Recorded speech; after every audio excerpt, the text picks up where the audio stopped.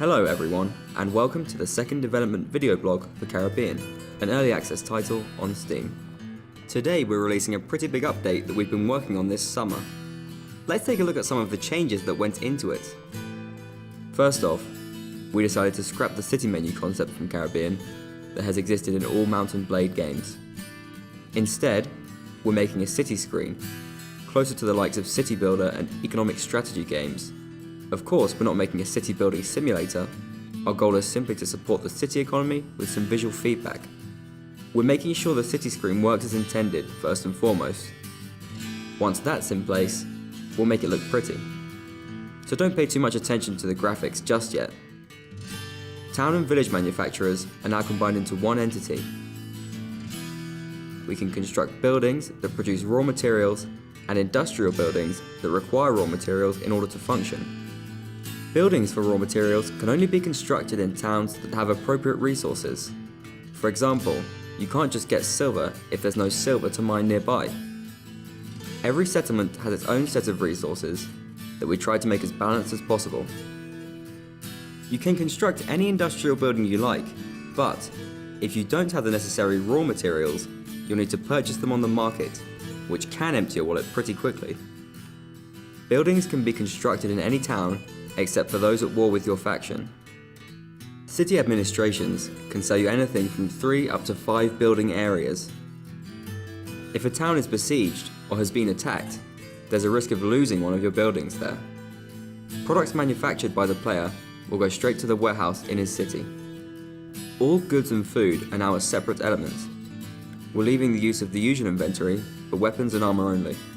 Horses and cannons as well, but only for the time being. For the sake of convenience, goods are now stacked. Buying and selling is done with the slider. This is the reason that merchants are no longer in the market menu, so don't be surprised when you find them missing. If you want to carry some of the goods, you'll need to load them into your hold. Cargo capacity hasn't been properly set yet, but we hope to balance it out by the cargo volume to make the distinction between different types of ships more noticeable. Right now, we want to test how this whole idea works in general before changing the economic model further on, but you should already get its purpose.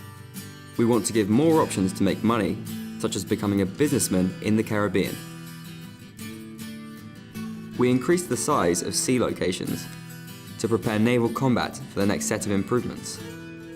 Ships are pretty far from one another at the start of the fight now, so if you get bored while closing in, you can switch to the first-person view by pressing the R button. From the captain's bridge, you can look over the horizon through a spyglass with the shift button. Shooting distance for ships has been considerably increased, so cannon duels will start earlier on in the battle. If you don't feel like boarding or exchanging shots in the sea, you can just ram your enemy.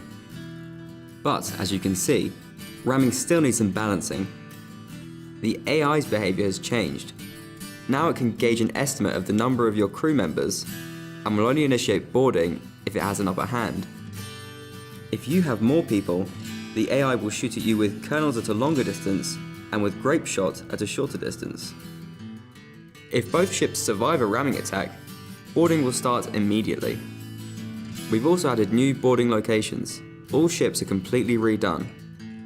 Besides the evident difference in textures, we redesigned level geometry, got rid of jamming on decks and unnecessary rooms, made the movement on ships more clear and free for the player. There are now more ways to engage your enemy. You can climb up to the crow's nest for a chance to shoot your enemies from a distance more fit for rifles. Of course, the long-awaited rope jumps are in the game now as well. To jump over a ship, go to a spot marked with this icon and press the use button. The AI is trained to make use of both of these new additions, so keep that in mind. Land battles have received some of the first changes. Now all of the troops you have will be divided by their types automatically. Long-range cavalry, close-range cavalry, melee units, and riflemen. By default, they will hold their positions at the start of each battle, and you will be able to control each formation separately. Cavalry can now perform charge attacks when equipped with melee weapons. Now they won't just stop when they reach an enemy, being an easy target to kill. They'll charge and try to strike, ride away to pick up speed and do it again. Controlling different unit types needs some explaining, so be sure to look it up in the patch notes. That's it for now. Some of the future plans for us include refining land and naval battles, implementing city sieges, and making a brand new strategic map. Thank you for watching, and see you next time.